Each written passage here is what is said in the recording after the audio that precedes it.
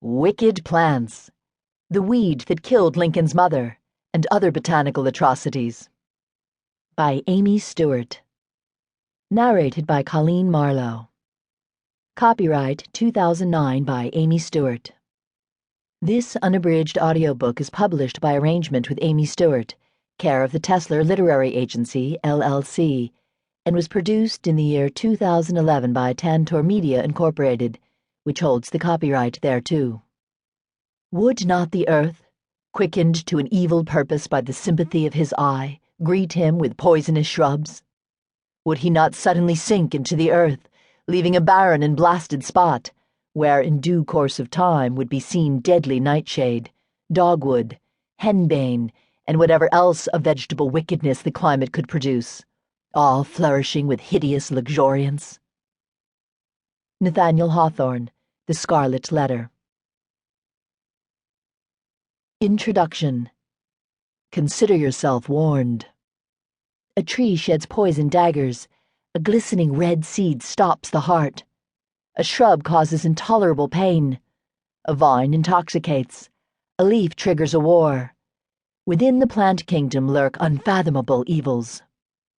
In his 1844 story, Rappaccini's Daughter, Nathaniel Hawthorne described an elderly doctor who tended a mysterious walled garden of poisonous plants. The old man's demeanor in the presence of his shrubs and vines was that of one walking among malignant influences, such as savage beasts, or deadly snakes, or evil spirits, which, should he allow them one moment of license, would wreak upon him some terrible fatality. The story's hero, young Giovanni, watched from a window and found it most disturbing to see this air of insecurity in a person cultivating a garden, that most simple and innocent of human toils. Innocent?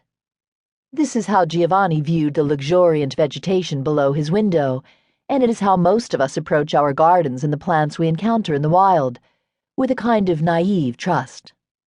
We would never pick up a discarded coffee cup from the sidewalk and drink from it, but on a hike we'll nibble unfamiliar berries as if they had been placed there for our appetites alone. We'll brew a medicinal tea from unrecognizable bark and leaves that a friend passes along, assuming that anything natural must be safe. And when a baby comes home, we rush to add safety caps to electrical outlets, but ignore the houseplant in the kitchen and the shrub by the front door. This, in spite of the fact that 3,900 people are injured annually by electrical outlets, while 68,847 are poisoned by plants. You can garden for years without ever suffering the ill effects of a plant like monkshood, whose cheerful blue flowers conceal a toxin that brings on death by asphyxiation. You can hike for miles and never encounter the coyotillo shrub, whose berries cause a slow but deadly paralysis. But someday the plant kingdom's dark side may make itself known to you. When it does, you should be prepared. I didn't write this book to scare people away from the outdoors. Quite the opposite is true. I think that we all benefit from spending more time in nature, but we should also understand its power. I live on the rugged northern California coast, and every summer the Pacific Ocean sneaks up behind a family enjoying a day at the beach and claims a life. Those of us who live here know that so-called sleeper waves can kill with no warning. I love the ocean, but I never turn my back on it. Plants deserve the same kind of guarded respect. They can nourish and heal, but they can also destroy. Some of the plants in this book have quite a scandalous history. A weed killed Abraham Lincoln's mother. A shrub nearly blinded Frederick Law Olmsted, America's most famous landscape architect.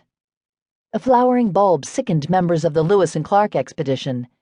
Poison hemlock killed Socrates. And the most wicked weed of all, tobacco, has claimed 90 million lives. A stimulating little bush in Colombia and Bolivia called Erythroxylum coca has fueled a global drug war.